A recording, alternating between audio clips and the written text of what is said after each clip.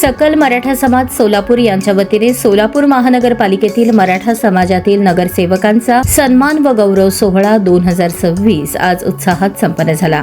या कार्यक्रमात सोलापूर जिल्ह्याचे पालकमंत्री तथा ग्रामविकास मंत्री महाराष्ट्र राज्य जयकुमार गोरे यांच्या हस्ते महापौर विनायक कोंड्याल, उपमहापौर ज्ञानेश्वरी देवकर तसेच नव्याने निवडून आलेल्या नगरसेवकांचा शाल, श्रीफळ व पुष्पगुच्छ देऊन गौरव करण्यात आला। कार्यक्रमाच्या अध्यक्षस्थानी वरिष्ठ संपादक राजा माने उपस्थित होते। कार्यक्रमाचे आयोजन सकल मराठा समाज प्रबोधन, प्रशिक्षण व संशोधन संस्था सोलापूर यांच्या वतीने करण्यात आले।